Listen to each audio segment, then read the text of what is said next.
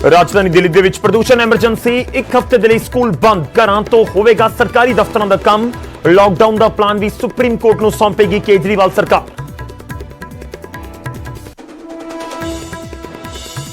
Delhi NCR ਦੇ ਵਿੱਚ ਪ੍ਰਦੂਸ਼ਣ ਨੂੰ ਲੈ ਕੇ ਸੁਪਰੀਮ ਕੋਰਟ ਸਖਤ ਕਿਹਾ ਪ੍ਰਦੂਸ਼ਣ ਦੇ ਲਈ ਕਿਸਾਨਾਂ ਨੂੰ ਜ਼ਿੰਮੇਵਾਰ ਠਹਿਰਾਉਣਾ ਬਣਿਆ ਫੈਸ਼ਨ ਐਮਰਜੈਂਸੀ ਵਰਗੇ ਹਾਲਾਤ ਲੌਕਡਾਊਨ ਲਗਾਉਣ ਤੇ ਸਰਕਾਰ ਕਿਉਂ ਨਹੀਂ ਕਰਦੀ ਵਿਚਾਰ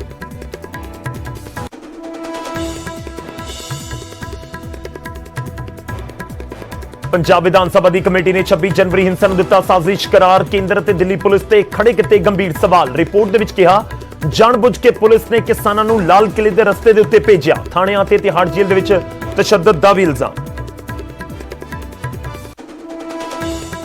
ਵੈਦ ਕਮੇਟੀ ਦੀ ਰਿਪੋर्ट ਨੇ ਦਿੱਲੀ ਦੀ ਕੇਜਰੀਵਾਲ ਸਰਕਾਰ ਨੂੰ ਵੀ ਘੇਰਿਆ ਲਿਖਿਆ ਵਕੀਲਾਂ ਨੇ ਡਰਾਇਆ ਡਾਕਟਰਾਂ ਨੇ ਅਣਦੇਖੀ ਕੀਤੀ ਤਾਂ ਜੇਲ੍ਹ ਦੇ ਵਿੱਚ ਹੋਇਆ ਤਸ਼ੱਦਦ ਕਮੇਟੀ ਮੈਂਬਰ ਮਾਣੂਕੇ ਦਾ ਇਲਜ਼ਾਮ ਮੈਨੂੰ ਨਹੀਂ ਦਿਖਾਈ ਗਈ ਰਿਪੋर्ट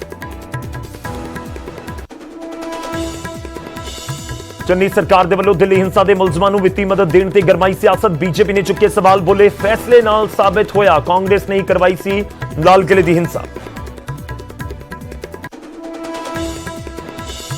किसानां ने 29 तारीख का दस्सिया प्लान किया 35 ट्रैक्टर ट्रालियां दे विच संसद दे वल कूच करनगे 500 किसान अनिल विच बोले मौजूदा किसान लीडरशिप होई फेल किसान बदल देण अपने लीडर पंजाब दे विच दायरा वधाउण ते बीएसएफ दा जवाब किया पिछले 2 सालां दे विच ड्रोन बने वड्डी समस्या सर्च ते सीजर दा काम बीएसएफ दे कोल मुलजम नूं चार्जशीट अते अदालत दे विच पेश करना पुलिस दा काम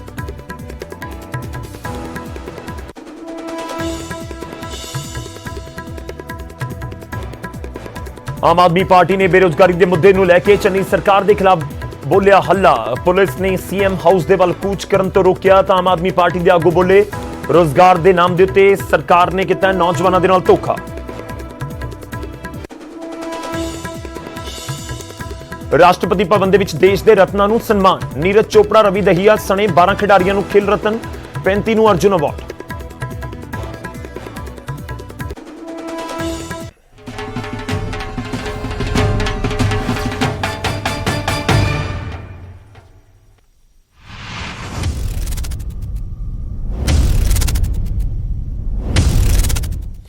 सत श्री अकाल स्वागत है गौरव शुक्ला मैं हां तुहाडे नाल बुलेटिन दा आगाज करन जा रहे हां सब तो पहला गल होवेगी प्रदूषण दी दिल्ली दे विच प्रदूषण है सुप्रीम कोर्ट सख्त है ते सब दे विचाले दिल्ली सरकार दे वल्लों भी सख्त फैसले लए गए ने दिल्ली च प्रदूषण नूं लैके एमरजेंसी वर्गे हालात नजर आ रहे ने केजरीवाल सरकार ने वड्डे फैसले लए ने एक हफ्ते दे लई दिल्ली दे विच स्कूल बंद कर दित्ते गए ने घरां तो ही सरकारी दफ्तरां दा काम होएगा यानी सरकारी दफ्तर भी एक तरीके नाल बंद ने वर्क फ्रॉम होम होएगा सरकारी दफ्तरां दे विच भी ਤੇ ਨਾਲ ਹੀ ਲਾਕਡਾਊਨ ਦਾ ਪਲਾਨ ਵੀ ਤਿਆਰ ਕੀਤਾ ਜਾ ਰਿਹਾ ਹੈ ਕੰਸਟਰਕਸ਼ਨ ਦੇ ਕੰਮ ਦੇ ਉੱਤੇ ਵੀ 14 ਤੋਂ ਲੈ ਕੇ 17 ਤਰੀਕ ਤੱਕ ਰੋਕ ਲਗਾ ਦਿੱਤੀ ਗਈ ਹੈ ਤਾਂ ਦਿੱਲੀ ਦੇ ਵਿੱਚ ਪ੍ਰਦੂਸ਼ਣ ਲਗਾਤਾਰ ਵਧਿਆ ਤੇ ਖਾਸ ਤੌਰ ਤੇ ਦੀਵਾਲੀ ਤੋਂ ਬਾਅਦ ਪਰਾਲੀ ਨੂੰ ਲੈ ਕੇ ਬਹੁਤ ਸਾਰੇ ਇਲਜ਼ਾਮ ਲਗਾਏ ਗਏ ਪਰ ਸੁਪਰੀਮ ਕੋਰਟ ਦੀ ਦਿਨ ਦੇ ਵਿੱਚ ਟਿੱਪਣੀ ਆਉਂਦੀ ਹੈ ਸੁਪਰੀਮ ਕੋਰਟ ਸਖਤ ਸ਼ਬਦਾਂ ਦੇ ਵਿੱਚ ਕਹਿੰਦਾ ਕਿ ਪਰਾਲੀ ਨੂੰ ਕਿਸਾਨਾਂ ਨੂੰ ਪ੍ਰਦੂਸ਼ਣ ਦੇ ਲਈ ਜ਼ਿੰਮੇਵਾਰ ਦੱਸਣਾ ਇੱਕ ਫੈਸ਼ਨ ਬਣ ਚੁੱਕਿਆ ਹੈ ਤੇ ਨਾਲ ਹੀ ਝੜ ਪਾਈ ਗਈ ਕਿ ਤੁਸੀਂ ਸਭ ਦੇ ਨਾਲ ਬੈਠ ਕੇ ਗੱਲ ਕਰੋ ਕੇਂਦਰ ਸਰਕਾਰ ਦਿੱਲੀ ਸਰਕਾਰ ਪੰਜਾਬ ਸਰਕਾਰ ਹਰਿਆਣਾ ਸਰਕਾਰ ਉੱਤਰ ਪ੍ਰਦੇਸ਼ ਦੀ ਸਰਕਾਰ ਇਹ ਸਭ ਨਾਲ ਬੈਠ ਕੇ ਬੈਠਕ ਕਰਕੇ ਇਸ ਪੂਰੇ ਮੁੱਦੇ ਦਾ ਹੱਲ ਕੱਢੋ ਇਸ ਸੁਪਰੀਮ ਕੋਰਟ ਦੀਆਂ ਤਲਖ ਟਿੱਪਣੀਆਂ ਸੀ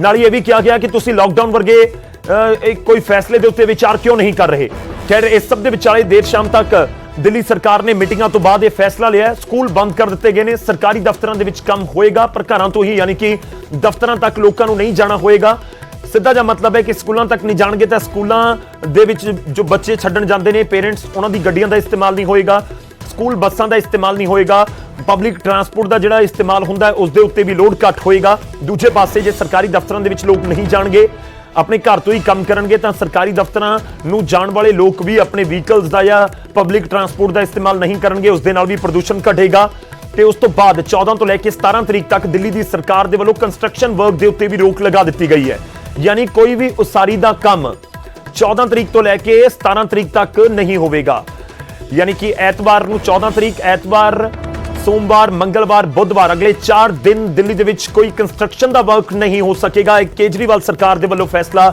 लिया गया इस दे नाल क्योंकि सुप्रीम कोर्ट ने कहा सी कि तुसीं लॉकडाउन वर्गी कोई फैसला क्यों नहीं लैंदे क्यों इस तरीके का कोई इनिशिएटिव या फिर स्टैप चुकण बारे नहीं सोचा जा रहा तो यह भी केजरीवाल सरकार के वल्लों साफ किया गया कि असीं उस बारे भी सोच रहे हैं उसका भी प्लान तैयार किया गया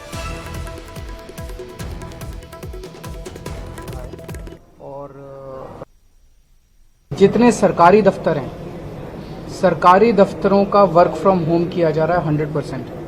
तो सरकारी दफ्तर इस दौरान बंद रहेंगे और सभी छुट्टी नहीं है, वो बंद रहेंगे और सबको वर्क फ्रॉम होम करना है, या अगर कोई इमरजेंसी कॉल है तो कॉल पे अवेलेबल रहना है।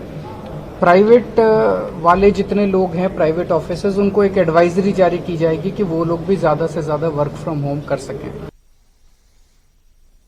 दिल्ली के अंदर होता है और केंद्र सारी एजेंसी से डिस्कस करके, बिकॉज ये बहुत ही एक्सट्रीम स्टेप होगा, तो सारी एजेंसी से केंद्र सरकार को कॉन्फिडेंस में लेके, सीपीसीबी को कॉन्फिडेंस में लेके, सफ़र को कॉन्फिडेंस में लेके, अगर ऐसे हालात बनते हैं तो फिर उसमें दिल्ली के अंदर सारे प्राइवेट व्हीकल्स, कंस्ट्रक्शन, ट्रांसपोर्ट, ये सब व्हीकुलर, ये कंस्ट्रक्शन और इंडस्ट्रियल, ये बंद एक्टिविटीज़ बंद की जा सकती हैं। ਤਾਂ ਦਿੱਲੀ ਸਰਕਾਰ ਦੇ ਵੱਲੋਂ ਇਹ ਵੱਡੇ ਫੈਸਲੇ ਲਏ ਗਏ ਨੇ। ਉਧਰ ਪ੍ਰਦੂਸ਼ਣ ਦੇ ਮੁੱਦੇ ਉੱਤੇ ਹੁਣ ਸੁਪਰੀਮ ਕੋਰਟ ਵੀ ਗੰਭੀਰ ਨਜ਼ਰ ਆ ਰਹੀ ਹੈ। ਕੋਰਟ ਨੇ ਪ੍ਰਦੂਸ਼ਣ ਦੇ ਮੁੱਦੇ ਤੇ ਜਿੱਥੇ ਕੇਂਦਰ ਤੇ ਸੂਬਾ ਸਰਕਾਰਾਂ ਨੂੰ ਝਾੜ ਪਾਈ ਤਾਂ ਉੱਥੇ ਸਾਫ਼ ਕੀਤਾ ਕਿ ਪ੍ਰਦੂਸ਼ਣ ਦੇ ਲਈ ਸਿਰਫ ਕਿਸਾਨ ਹੀ ਜ਼ਿੰਮੇਵਾਰ ਨਹੀਂ ਨੇ।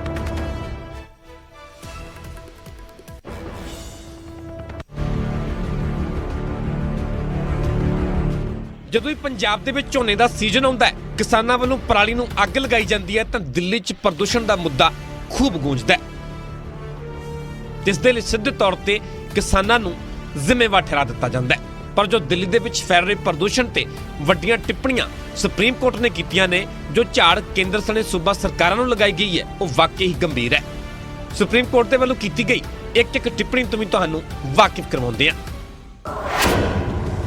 ਦਿੱਲੀ 'ਚ ਪ੍ਰਦੂਸ਼ਣ ਦੇ ਮੁੱਦੇ ਤੇ ਸੁਪਰੀਮ ਕੋਰਟ ਨੇ ਕਿਹਾ ਕਿ ਪ੍ਰਦੂਸ਼ਣ ਦੇ ਕਰਕੇ ਐਮਰਜੈਂਸੀ ਵਰਗੇ ਹਾਲਾਤ ਨੇ, ਘਰਾਂ 'ਚ ਮਾਸਕ ਲਗਾ ਕੇ ਰਹਿਣਾ ਪੈ ਰਿਹਾ ਹੈ। ਇੰਨੇ ਪ੍ਰਦੂਸ਼ਣ ਦੇ ਵਿੱਚ ਲੋਕ ਜਿੰਦਾ ਕਿਵੇਂ ਰਹਿਣਗੇ? ਤੇ ਦਿੱਲੀ ਸਰਕਾਰ ਨੂੰ ਕਿਹਾ ਕਿ ਲਾਕਡਾਊਨ ਲਗਾਉਣ ਤੇ ਵਿਚਾਰ ਕੀਤਾ ਜਾਵੇ। ਉੱਥੇ ਕੋਰਟ ਨੇ ਕਿਹਾ ਕਿ ਪ੍ਰਦੂਸ਼ਣ ਦੇ ਲਈ ਕਿਸਾਨਾਂ ਨੂੰ ਜ਼ਿੰਮੇਵਾਰ ਦੱਸਣਾ ਫੈਸ਼ਨ ਬਣ ਗਿਆ। ਸਿਰਫ ਪਰਾਲੀ ਸਾੜਨਾ ਹੀ ਪ੍ਰਦੂਸ਼ਣ ਦੀ ਵਜ੍ਹਾ ਨਹੀਂ ਹੈ। ਤੇ ਕੇਂਦਰ ਸਣੇ ਸੂਬਾ ਸਰਕਾਰਾਂ ਨੂੰ ਸਵਾਲ ਕੀਤਾ ਕਿ ਪਟਾਕਿਆਂ, ਵਾਹਨਾਂ ਤੇ ਉਦਯੋਗਾਂ ਦੇ ਪ੍ਰਦੂਸ਼ਣ ਦਾ ਕੀ ਹੈ? ਪ੍ਰਦੂਸ਼ਣ ਕੰਟਰੋਲ ਕਰਨ ਦਾ ਐਮਰਜੈਂਸੀ ਪਲਾਨ ਕੀ ਹੈ? ਤੇ AQI ਦਾ ਪੱਧਰ ਘੱਟ ਕਰਨ ਦੇ ਲਈ ਤੁਰੰਤ ਕਦਮ ਚੁੱਕਣ ਦੇ ਆਦੇਸ਼ ਦਿੱਤੇ ਗਏ ਨੇ ਤੇ ਕੇਂਦਰ ਤੇ ਸੂਬਾ ਸਰਕਾਰਾਂ ਨੂੰ ਤੁਰੰਤ ਐਮਰਜੈਂਸੀ ਬੈਠਕ ਬੁਲਾਉਣ ਦੇ ਹੁਕਮ ਦਿੱਤੇ ਨੇ।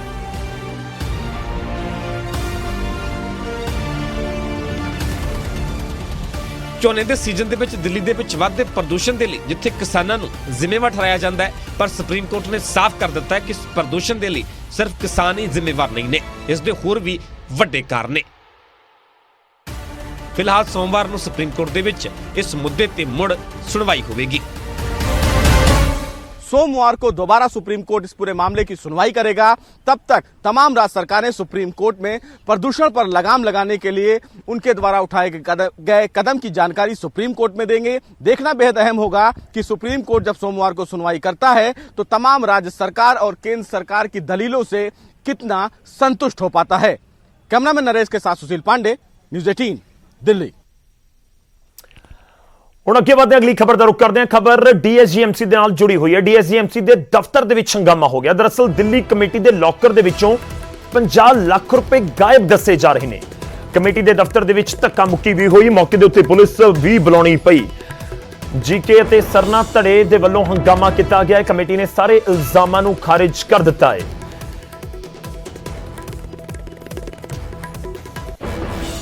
ਬਾਠ ਸਾਹਿਬ, ਸਾਨੀ ਸਾਹਿਬ, ਰਾਣਾ ਜੀ ਦਾ ਫੋਨ ਆਇਆ ਕਿ ਅੱਜ ਸਵੇਰੇ ਗੁਰਦੁਆਰਾ ਕਮੇਟੀ ਆਈ ਸੀ ਔਰ ਇਹਨਾਂ ਕੋਲ ਇਨਫੋਰਮੇਸ਼ਨ ਸੀ ਕਿ ਪਿਛਲੇ ਕਈ ਦਿਨਾਂ ਤੋਂ ਕੈਸ਼ ਸ਼ਾਰਟ ਹੈ, ਕਈ ਮਹੀਨਿਆਂ ਤੋਂ ਕੈਸ਼ ਸ਼ਾਰਟ ਹੈ ਔਰ ਅੱਜ ਆ ਕੇ ਇਹਨਾਂ ਨੇ ਜਦੋਂ ਚੈੱਕ ਕੀਤਾ ਹੈ, ਮੈਂ ਹੁਣੇ ਪਹੁੰਚਿਆ ਵਾਂ, ਉਹਦੇ ਵਿੱਚ ਇਹਨਾਂ ਕੋਲ 1 ਕਰੋੜ 30 ਲੱਖ ਦੇ ਕਰੀਬ ਕੈਸ਼ ਹੋਣਾ ਚਾਹੀਦਾ, ਜਿਹਦੇ ਵਿੱਚੋਂ ਤਕਰੀਬਨ ਕੋਈ 63 ਲੱਖ ਰੁਪਇਆ ਜਾਂ 64 ਲੱਖ ਰੁਪਇਆ ਕੈਸ਼ ਸ਼ਾਰਟ ਹੈ।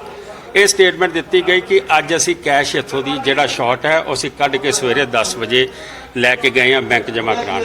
ਇਹਨਾਂ ਨੇ ਕਿਹਾ ਜਿਹੜਾ ਕੈਸ਼ ਕੱਢਿਆ CCTV ਫੁਟੇਜ ਦਿਖਾਓ ਸਟਾਕ ਰੂਮ ਦੀ, ਔਰ ਤੁਸੀਂ ਬੈਂਕ ਲੈ ਕੇ ਗਏ ਹੋ ਜਮ੍ਹਾਂ ਕਰਾਉਣ ਵਾਸਤੇ, ਉਹ ਕਿਹੜੇ ਬੈਂਕ ਜਮ੍ਹਾਂ ਕਰਾਉਣਾ ਉਹਦੀ ਰਸੀਦ ਦਿਖਾ ਦਿਓ। ਸਾਡੇ ਪਿਛਲੇ ਮੈਂਬਰ ਔਰ ਮੌਜੂਦਾ ਮੈਂਬਰ ਦਿੱਲੀ ਗੁਰਦੁਆਰਾ ਕਮੇਟੀ ਦੇ ਦਫ਼ਤਰ ਜਨਰਲ ਮੈਨੇਜਰ ਕੋਲ ਆਏ। ਇਹਨਾਂ ਨੇ ਇਹਨੂੰ ਪੁੱਛਿਆ ਵੀ ਤੇਰੇ ਕੋਲ ਕੈਸ਼ ਇਨ ਹੈਂਡ ਕਿਤਨੀ ਹੈਗੀ? ਕੈਸ਼ ਇਨ ਹੈਂਡ ਨਿਕਲੀ ਹੈ ਜੀ 1 ਕਰੋੜ 36 ਲੱਖ ਰੁਪਏ ਦੇ ਕਰੀਬ। ਕੈਸ਼ ਇਹਨਾਂ ਕੋਲ ਪਈ ਹੋਈ ਹੈ 68 ਲੱਖ, ਬਾਕੀ 70 ਲੱਖ ਰੁਪਇਆ ਨਾ ਇਹ ਪੈਸੇ ਦੱਸਦੇ ਪਏ ਨਾ ਉਹਦਾ ਕੋਈ ਜਵਾਬ ਦੇ ਦੇਣ ਵੀ ਪੈਸਾ ਕੌਣ ਲੈ ਕੇ ਗਿਆ। ਜੇ ਪੁੱਛੋ ਤਾਂ ਕਹਿੰਦੇ ਜੀ ਪ੍ਰਬੰਧਕ ਦੱਸਣਗੇ। 3 ਘੰਟੇ ਹੋ ਗਏ ਨੇ ਬੈਠੇ ਹੋਇਆ, ਪ੍ਰਬੰਧਕ ਹਾਲੇ ਆਉਣ ਦਾ ਉਹਨਾਂ ਦਾ ਦਿਲ ਨਹੀਂ ਕਰ ਰਿਹਾ। ਅਸੀਂ ਸਾਡਾ ਇੱਕ ਖਦਸ਼ਾ ਹੈਗਾ ਇਹ ਪੈਸਾ ਜਿਹੜਾ ਹੈ ਇਹ ਚੋਰੀ ਹੋਇਆ ਹੈ, ਔਰ ਇਹ ਚੋਰੀ ਪੈਸਾ ਚੋਰੀ ਕਿਸ ਨੇ ਕਰਾਈ ਹੈ, ਡਕੈਤੀ ਕਿਸ ਨੇ ਮਰਵਾਈ ਹੈ, ਇਹ ਪੁਲਿਸ ਦੀ ਅਸੀਂ ਰਿਪੋਰਟ ਲਿਖਾ ਰਹੇ ਹਾਂ, ਇਹਦੀ ਤਹਿਕੀਕਾਤ ਉਹ ਕਰਨਗੇ। ਤਾਂ ਇਲਜ਼ਾਮ ਇਹ ਲੱਗ ਰਹੇ ਨੇ ਕਿ ਲੋਕਰ ਦੇ ਵਿੱਚ 50 ਲੱਖ ਰੁਪਇਆ ਘੱਟ ਹੈ ਜਾਂ 50 ਲੱਖ ਰੁਪਇਆ ਨਹੀਂ ਮਿਲਿਆ। ਇਹ ਇੱਕ ਇਲਜ਼ਾਮ ਲੱਗ ਰਹੇ ਨੇ। ਮਨਜਿੰਦਰ ਸਿੰਘ ਸਿਰਸਾ ਸਾਡੇ ਨਾਲ ਜੁੜ ਰਹੇ ਨੇ, ਡੀਐਸਜੀਐਮਸੀ ਦੇ ਪ੍ਰਧਾਨ ਨੇ। ਸਿਰਸਾ ਜੀ, ਬਹੁਤ ਬਹੁਤ ਸਵਾਗਤ ਹੈ। ਇਲਜ਼ਾਮ ਨੇ 50 ਲੱਖ ਰੁਪਏ ਨੂੰ ਲੈ ਕੇ ਕੀ ਕਹਿਣਾ ਚਾਹੋਗੇ? ਨਹੀਂ, ਮੈਨੂੰ ਘੰਟਾ ਪਹਿਲਾਂ 60 ਲੱਖ ਕਿਹਾ ਸੀਗਾ, ਚਲੋ 1 ਘੰਟੇ ਬਾਅਦ 10 ਲੱਖ ਵਾਪਸ ਹੋ ਗਿਆ। ਪਰ ਮੈਨੂੰ ਬੜੀ ਹੈਰਾਨਗੀ ਆ ਕਿ ਕਿਸ ਕਦਰ ਇਹ ਲੋਕ ਘਟੀਆ ਪੰਥੀ ਤੇ ਉਤਰ ਆਏ ਨੇ। ਏਸੀਪੀ ਦੇ ਸਾਹਮਣੇ ਉੱਥੇ ਆਏ, ਪਹਿਲਾਂ ਇਹਨੀ ਪੁਲਿਸ ਨਾਲ ਲੈ ਕੇ ਆਏ, ਇਹਨਾਂ ਨੂੰ ਕਿਹਾ ਕੇ ਗਿਣੋ, ਤੇ ਹਰਵਿੰਦਰ ਸਿੰਘ ਸਰਨਾ ਛਾਤੀ ਤੇ ਹੱਥ ਰੱਖ ਕੇ ਕਹਿਣ ਲੱਗ ਪਿਆ ਮੇਰੀ ਤਬੀਅਤ ਠੀਕ ਨਹੀਂ, ਮੈਨੂੰ ਹਾਰਟ ਅਟੈਕ ਦੀ ਪ੍ਰੋਬਲਮ, ਮੇਰੇ ਹਾਰਟ ਦੀ ਪ੍ਰੋਬਲਮ ਹੋ ਰਹੀ ਆ, ਔਰ ਸਾਡੇ ਕੋਲ ਰਿਕਾਰਡਿੰਗ ਆਪ ਕਰਾ ਸੀਸੀਟੀਵੀ ਕੈਮਰੇ ਤੇ। ਅਸੀਂ ਕਿਹਾ ਗਿਣੋ, ਔਰ ਮੈਂ ਹੈਰਾਨ ਇਸ ਗੱਲ ਤੇ ਆ ਕਿ ਪਹਿਲੀ ਗੱਲ ਕੋਈ ਸਿੱਖ ਹਿੱਸਾ ਕਰਦਾ ਗੁਰੂ ਘਰਾਂ ਦੇ ਅੰਦਰ। ਦੂਜੀ ਗੱਲ, ਜੇਕਰ 50 ਲੱਖ ਰੁਪਇਆ ਗੁਰੂ ਘਰ ਦਾ ਮਿਸਿੰਗ ਆ ਤੇ ਕਿਆ ਪਰਮਜੀਤ ਸਿੰਘ ਸਰਨਾ, ਹਰਵਿੰਦਰ ਸਿੰਘ ਸਰਨਾ ਆਪਣੇ ਘਰ ਜਾ ਕੇ ਸੋ ਗਏ ਨੇ? ਉਹਨਾਂ ਨੂੰ ਸ਼ਰਮ ਨਹੀਂ ਆ ਰਹੀ? ਉਹਨਾਂ ਨੂੰ ਕੋਈ ਜ਼ਿੰਮੇਵਾਰੀ ਨਹੀਂ ਕੌਮ ਦੇ ਪ੍ਰਤੀ? ਉਹ ਵਿਪਕਸ਼ ਅੰਦਰ ਬੈਠਣ ਦਾ ਫਰਜ਼ ਨਹੀਂ ਬਣਦਾ? ਇਸ ਕਦਰ ਘਟੀਆ ਸੋਚ ਰੱਖਦੇ ਨੇ, ਸਿਰਫ ਗੁਰਦੁਆਰੇ ਨੂੰ ਬਦਨਾਮ ਕਰਨ ਦੀ ਸਵੇਰੇ ਦੋਵੇਂ ਭਰਾ ਉੱਠ ਪੈਂਦੇ ਨੇ। ਸਰਕਾਰ ਨੂੰ ਨਾਲ, ਸਰਕਾਰ ਦੀ ਸ਼ਹਿ ਦੇ ਉੱਤੇ ਪੁਲਿਸ ਗੁਰਦੁਆਰਿਆਂ 'ਚ ਵਾੜੀ। ਏਸੀਪੀ ਦੀ ਮੌਜੂਦਗੀ ਅੰਦਰ ਮੇਰੇ ਕਮਰੇ ਹਰਮੀਤ ਸਿੰਘ ਕਾਲਕੇ ਦੇ ਸੀਸੀਟੀਵੀ ਦੀ ਵੀਡੀਓ ਬੀਬੀ ਉੱਥੇ ਬੈਠਿਆਂ ਦੀ ਮੇਰੇ ਕੋਲ ਆ, ਜਿੱਥੇ ਨੂੰ ਕਿਹਾ ਜਾ ਰਿਹਾ ਕਿ ਲਿਖ ਕੇ ਦਿਓ ਨਾਲ, ਤੁਸੀਂ ਗਿਣੋ ਔਰ ਵੀਡੀਓ ਬਣਾ ਕੇ ਪਾਓ ਕਿੰਨੇ ਘੱਟ ਨੇ। ਤੇ ਕਹਿਣ ਲੱਗ ਪਏ ਨਹੀਂ ਜੀ ਨਹੀਂ, ਔਰ ਉਹ ਏਸੀਪੀ ਨੂੰ ਕਹਿਣ ਲੱਗ ਪਏ ਮੇਰੀ ਤਬੀਅਤ ਠੀਕ ਨਹੀਂ, ਮੈਂ ਜਾਣਾ ਹੈ। ਇਹ ਇਹਨਾਂ ਦਾ ਕੰਮ ਆ। ਔਰ ਬਾਹਰ ਆ ਕੇ ਔਰ ਬਕਾਇਦਾ ਸਾਡੇ ਮੈਂਬਰਾਂ ਨੇ ਉੱਤੇ ਖਲੋ ਕੇ ਵੀਡੀਓ ਪਾਈਆਂ ਨੇ ਵੀ ਕਿੱਥੇ ਕਿਉਂ ਨਹੀਂ ਆਉਂਦੇ ਪਏ, ਆਓ ਅਸੀਂ ਖੜੇ ਇੰਤਜ਼ਾਰ ਕਰ ਰਹੇ, ਆਓ ਵੜੋ। ਔਰ ਫਿਰ ਸਟਾਫ ਨੇ ਗਿਣ ਕੇ ਦਿਖਾਇਆ ਕੈਸ਼ ਇਹਨਾਂ ਨੂੰ। ਜੇਕਰ ਕੈਸ਼ ਸ਼ਾਰਟ ਆ ਤੇ ਗਿਣ ਕੇ ਦਿਖਾਇਆ ਤੇ ਬੋਲੇ ਕਿਉਂ ਨਹੀਂ? ਉਦੋਂ ਗਿਣਤੀ ਦੀ ਵੀਡੀਓ ਆ। ਫਿਰ ਕਹਿਣ ਲੱਗ ਪਏ ਜੀ ਪੁਰਾਣੇ ਨੋਟ ਪਏ ਨੇ, ਤੇ ਜਿਹੜੇ ਲੋਕਾਂ ਪੁਰਾਣੇ ਨੋਟ ਪਏ ਨੇ ਤੁਹਾਨੂੰ ਸੁੱਟ ਆਈ ਹੈ ਜਿਨ੍ਹਾਂ ਨੇ ਦਿੱਤੇ ਨੇ। ਸਰਕਾਰ ਨੂੰ ਲਿਖ ਕੇ ਭੇਜਿਆ, 10 ਵਾਰ ਲਿਖ ਕੇ ਭੇਜਿਆ, ਔਰ ਮੇਰੇ ਤੋਂ ਪਹਿਲਾਂ ਦੇ ਪ੍ਰਧਾਨਗੀ ਤੋਂ ਪਹਿਲਾਂ ਦੇ ਪਏ ਨੇ। ਪਰ ਪਰਪਸ ਕੀ ਆ ਕਿ ਗੁਰਦੁਆਰਾ ਸਾਹਿਬਾਨਾਂ ਨੂੰ ਬਦਨਾਮ ਕਰਨਾ, ਔਰ ਉਹ ਵੀ ਕੇਂਦਰ ਸਰਕਾਰ ਦੀ ਸ਼ਹਿ ਉੱਤੇ। ਉਹਨਾਂ ਦਾ ਸਾਰਾ ਦਿਨ ਇਹੀ ਕੰਮ ਆ। ਮੈਂ ਹੁਣ ਵੀ ਕਹਿਣਾ ਹੈ, ਜੇਕਰ ਉਹ ਗੁਰੂ ਦੇ ਸੱਚੇ ਸਿੱਖ ਸੀ, 1 ਰੁਪਏ ਦਾ ਪਤਾ ਲੱਗ ਜੇ ਗੁਰੂ ਦੇ ਸਿੱਖ ਨੂੰ ਨੁਕਸਾਨ ਹੋ ਰਿਹਾ ਕਿ ਉਹ ਰਾਤ ਸੋ ਸਕਦਾ, ਇਹ ਕਿਉਂ ਜਾਂਦੇ ਨੇ ਉੱਥੇ ਬੈਠਦੇ, ਸੰਗਤ ਨੂੰ ਬੁਲਾਉਂਦੇ? ਪੁਲਿਸ ਲੈ ਕੇ ਆਈ ਸੀ, ਵੀਡੀਓਗ੍ਰਾਫੀ ਕਰਕੇ ਕਹਿੰਦੇ ਦੇਖੋ ਜੀ ਅਸੀਂ ਕਹਿ ਰਹੇ ਹਾਂ, ਮਨਾ ਕਰ ਰਹੇ ਨੇ। ਤੇ ਇਹਨਾਂ ਦਾ ਤੇ ਪਰਪਸ ਹੀ ਗੰਦ ਪਾਉਣਾ। ਨਹੀਂ, ਪਰ 50 ਲੱਖ ਰੁਪਏ ਤੁਸੀਂ ਕਹਿ ਰਹੇ ਹੋ ਕਿ ਕੋਈ ਇੱਧਰ ਉੱਧਰ ਨਹੀਂ ਹੋਇਆ, ਲੋਕਰ ਦੇ ਵਿੱਚੋਂ ਕੋਈ ਘੱਟ ਨਹੀਂ ਹੋਏ ਪੈਸੇ? ਉਹ ਕਿਵੇਂ ਸਕਦੇ? ਲੋਕਰ ਚ ਕਿ ਲੋਕਰ ਸਾਹਮਣੇ ਆ, ਸਟਾਫ ਉੱਥੇ ਆ, ਇਹ ਚ ਘੱਟ ਵਾਲੀ ਕਿਹੜੀ ਗੱਲ ਆ? ਘੱਟ ਕਦੋਂ ਹੋ ਜਾਣਗੇ? ਇਲਜ਼ਾਮ ਇਹੀ ਲਗਾ ਰਹੇ ਨਾ, ਕਹਿੰਦੇ ਉੱਥੇ ਹੰਗਾਮਾ ਹੀ ਤਾਂ ਇਸ ਗੱਲ ਨੂੰ ਲੈ ਕੇ ਹੋਇਆ ਕਿ ਲੋਕਰ ਦੇ ਵਿੱਚ 50 ਲੱਖ ਰੁਪਏ ਘੱਟ। ਅਜੇ ਕਿਉਂ ਫਿਰ ਛੱਡਦੇ ਕਿਉਂ ਨਹੀਂ ਪਿੱਛੇ? ਕਿਉਂ ਤੁਸੀਂ ਕੰਪਲੇਂਟ ਦੇ ਕੇ ਤੇ ਕਿਉਂ ਉੱਥੇ ਕਰ ਕਿਉਂ ਆ ਗਏ ਜੇ? ਬੈਠੋ ਉੱਥੇ, ਲੋਕਾਂ ਨੂੰ ਗਿਣ ਕੇ ਦਿਖਾਓ ਜੀ ਆ ਦੇਖੋ ਪੈਸੇ ਘੱਟ ਨੇ ਸਾਹਮਣੇ। ਨਹੀਂ, ਉਹ ਕਹਿੰਦੇ ਅਸੀਂ ਪੁਲਿਸ ਦੇ ਕੋਲ ਕੰਪਲੇਂਟ ਕਰ ਰਹੇ ਹਾਂ। ਇਨਫੈਕਟ ਤੁਸੀਂ ਵੀ ਜ਼ਿਕਰ ਕਰ ਰਹੇ ਹੋ ਕਿ ਪੁਲਿਸ ਵੀ ਉੱਥੇ ਬੁਲਾਉਣੀ ਪਈ। ਪੁਲਿਸ ਤੇ ਮੌਕੇ ਤੇ ਹੀ ਸੀਗੀ, ਪੁਲਿਸ ਤੇ ਨਾਲ ਹੀ ਆਈ ਸੀ ਇਹਨਾਂ ਦੇ, ਪੁਲਿਸ ਨੂੰ ਤੇ ਲੈ ਕੇ ਆਈ ਸੀ। ਉਹਨਾਂ ਦੀ ਹਾਜ਼ਰੀ 'ਚ ਤੇ ਕਿਹਾ ਗਿਣੋ, ਏਸੀਪੀ ਦੀ ਹਾਜ਼ਰੀ 'ਚ ਕਿਹਾ ਗਿਣੋ, ਔਰ ਗਿਣ ਕੇ ਖਜ਼ਾਨਾ ਖੋਲ ਕੇ ਗਿਣ ਕੇ ਪੜਾ ਕੇ ਦਿਖਾਇਆ। ਤਾਂ ਤੁਸੀਂ ਕਹਿ ਰਹੇ ਹੋ ਕਿ ਕੋਈ ਪੈਸੇ ਦੀ ਹੇਰਫੇਰ ਨਹੀਂ, ਕੋਈ ਪੈਸੇ ਘਟੇ ਨਹੀਂ, ਕਿਸੇ ਜਿਹੜੇ ਐਲੀਗੇਸ਼ਨਸ ਨੇ ਉਹਨਾਂ ਦੇ ਵਿੱਚ ਕੋਈ ਦਮ ਨਹੀਂ। ਫਿਰ ਕਿਹੜੀ ਗੱਲੋਂ ਐਲੀਗੇਸ਼ਨਸ ਨੇ? ਜਿਹੜਾ ਇੰਨੇ ਉੱਥੇ ਬਵਾਲ ਹੋਇਆ, ਕਿਹੜੀ ਗੱਲ ਤੋਂ ਫਿਰ ਬਵਾਲ ਹੋਇਆ? ਤੁਸੀਂ ਉੱਥੇ ਮੌਜੂਦ ਸੀ ਜਦੋਂ ਇਹ ਪੂਰਾ ਹੰਗਾਮਾ ਹੋ ਰਿਹਾ ਸੀ? ਨਹੀਂ ਸਰ ਸਾਹਿਬ, ਤੁਸੀਂ ਉੱਥੇ ਮੌਜੂਦ ਸੀ ਜਦੋਂ ਹੰਗਾਮਾ ਹੋ ਰਿਹਾ ਸੀ? ਮੈਂ ਤਾਂ ਜਲੰਧਰ ਚ ਹਾਂ, ਮੈਂ ਤੇ ਹੁਣ ਇੱਥੇ ਹੁਸ਼ਿਆਰਪੁਰ ਹਾਂ। ਠੀਕ ਹੈ, ਜਿਹੜੇ ਤੁਹਾਡੇ ਉੱਥੇ ਨੁਮਾਇੰਦੇ ਸੀ ਉਹਨਾਂ ਨਾਲ ਗੱਲ ਹੋਈ ਕਿ ਕਿਉਂ ਹੋ ਗਿਆ ਉੱਥੇ ਹੰਗਾਮਾ? ਹਾਂ, ਮੇਰੇ ਬੰਦੇ ਉੱਥੇ ਨਾ ਵੀਡੀਓ ਪਾਈ, ਇਹਨਾਂ ਦੀ ਪ੍ਰੈਸ ਵਿੱਚ ਵੀਡੀਓ ਪਾਈ ਆ, ਮੈਂ ਉਹਨਾਂ ਤੋਂ ਵੀਡੀਓ ਸ਼ੇਅਰ ਕਰਦੇ, ਭੱਜੇ ਨੇ ਉੱਥੋਂ ਜੀ। ਮੈਂ ਇਸ ਦੁਆਰਾ ਗੱਲ ਕਰਦਾ, ਦੇਖੋ ਗੁਰੂ ਘਰ ਤੇ ਗੁਰਦੁਆਰੇ ਤੇ ਸਿੱਖਾਂ ਦੇ ਨੇ ਨਾ ਮਨਜਿੰਦਰ ਸਿੰਘ ਸਿਰ ਤੇ ਨਾ ਕਿਸੇ। ਜੇ ਮੰਨ ਲਓ ਤੇ 100 ਰੁਪਇਆ ਵੀ ਘੱਟ ਆ ਤੇ ਕਿਆ ਵਿਪਕਸ਼ ਦੀ ਜ਼ਿੰਮੇਵਾਰੀ ਨਹੀਂ ਬਣਦੀ ਡਟ ਕੇ ਉੱਥੇ ਬੈਠਣਾ, ਲੋਕਾਂ ਨੂੰ ਗਿਣ ਕੇ ਦੱਸਣਾ ਦੇਖੋ ਘੱਟ ਨੇ? ਤੁਸੀਂ ਘਰ ਜਾ ਕੇ ਕਿਵੇਂ ਸੋਚੋਗੇ ਜੇ ਪੈਸੇ ਘੱਟ ਨੇ ਤੇ? ਚਲੋ ਠੀਕ ਹੈ, ਗਲਤ ਕਹਿਣਾ ਦੱਸੋ ਜੀ। ਨਹੀਂ, ਉਹ ਤਾਂ ਆਬਵੀਅਸ ਹੈ ਸਰ ਕਿ ਗੁਰੂ ਘਰ ਤਾਂ ਸਭ ਦੇ ਨੇ। ਗੁਰੂ ਘਰ ਦੇ ਵਿੱਚ ਜੇ 1 ਰੁਪਏ ਦਾ ਵੀ ਕੋਈ ਅੱਗੇ ਪਿੱਛੇ ਹੁੰਦੀ ਹੈ ਰਕਮ, ਤਾਂ ਫਿਰ ਉਹ ਜਿਹੜੀ ਕਮੇਟੀ ਉਹ ਸੰਗਤ ਨੂੰ ਤਾਂ ਜਵਾਬਦੇਹੀ ਹੈ। ਤੇ ਜਦੋਂ 50 ਲੱਖ ਦੀ ਗੱਲ ਹੋਵੇ ਤਾਂ ਲਾਜ਼ਮੀ ਤੌਰ ਤੇ ਉਹ ਸਵਾਲ ਤਾਂ ਉੱਠਣਗੇ। ਇਸ ਕਰਕੇ ਅਸੀਂ ਤੁਹਾਨੂੰ ਸਵਾਲ ਕਰ ਰਹੇ ਹਾਂ ਕਿ ਤੁਹਾਡੇ ਵਿਰੋਧੀ ਦੇਖੋ, ਸਰਨਾ ਧੜਾ ਹੋਵੇ ਜਾਂ ਦੂਜੇ ਧੜੇ ਹੋਣ, ਜੀਕੇ ਹੋਰੀ ਹੋਣ, ਉਹਨਾਂ ਦੇ ਵੱਲੋਂ ਇਹ ਐਲੀਗੇਸ਼ਨਸ ਨੇ ਸਿੱਧੇ ਕਿ 50 ਲੱਖ ਰੁਪਏ ਦਾ ਜਿਹੜਾ ਲੋਕਰ ਦੇ ਵਿੱਚੋਂ ਘੱਟ ਨਿਕਲਿਆ, ਇਸ ਕਰਕੇ ਉੱਥੇ ਇੰਨਾ ਪੂਰਾ ਬਵਾਲ ਹੋਇਆ ਹੈ। ਪਹਿਲਾਂ ਦੱਸਣ ਨਾ ਬਈ ਰਜਿਸਟਰ ਦੇ ਅੰਦਰ ਟੋਟਲ 60 ਲੱਖ ਰੁਪਏ ਆਏ ਤੇ 67 ਦਾ 67 ਲੱਖ ਰੁਪਏ ਉੱਥੇ ਆ। ਰਜਿਸਟਰ ਦੇ ਅੰਦਰ ਉਹ ਕਹਿ ਰਹੇ 1.25 ਕਰੋੜ ਆ, ਵੀ ਮੈਨੂੰ ਦੱਸ ਦਿਓ ਕਿਹੜਾ ਰਜਿਸਟਰ ਜਿਹੜਾ ਤੇਰੀ ਕਾਪੀ ਉਹਨਾਂ ਕੋਲ ਫੋਟੋ ਉਹਨਾਂ ਨੇ ਖਿੱਚੀਆਂ ਦਿਖਾ ਦੇਣ ਕਿੱਥੇ 1.25 ਕਰੋੜ ਹੈ। ਸਿਰਫ ਠੀਕ ਹੈ ਸਿਰਫ ਔਰ ਸਿਰਫ ਜੀ। ਜਦੋਂ ਤੁਸੀਂ ਗੁਰੂ ਘਰਾਂ ਦੇ ਅੰਦਰ ਇਸ ਘਟੀਆ ਪੰਥੀ ਦੇ ਉਤਰਾਓ ਤਾਂ ਤੁਹਾਡੇ ਸੀਮਾ ਹੀ ਖਤਮ ਹੋ ਗਈਆਂ। ਔਰ ਮੈਂ ਕਹਿੰਦਾ ਹੈ ਕਿ ਦੇਖੋ ਫਿਰ ਮੈਂ ਕਹਿਣ ਲੱਗਾ ਇਹ ਕੈਸੀ ਘੱਟ ਹੋਣਾ ਕੋਈ ਛੋਟੀ ਗੱਲ ਤੇ ਹੈ ਨਹੀਂ। ਸੰਗਤ ਨੂੰ ਬੁਲਾਓ, ਉੱਥੇ ਬਿਠਾਓ ਔਰ ਦਿਖਾਓ। ਹਰ ਬੰਦਾ ਮਜਬੂਰ ਹੋਊਗਾ ਦਿਖਾਉਣ ਨੂੰ, ਕਿਉਂਕਿ ਕੌਣ ਰੋਕ ਸਕਦਾ ਹੈ? ਕਿਆ ਕਦੀ ਕੋਈ ਰੋਕ ਸਕਦਾ? ਅੱਛਾ ਚਲੋ ਮੈਂ ਥੋੜੇ ਹੋਰ ਇਹਨੂੰ ਸੌਖੇ ਸ਼ਬਦਾਂ ਦੇ ਵਿੱਚ ਲੈ ਕੇ ਜਾਣਾ।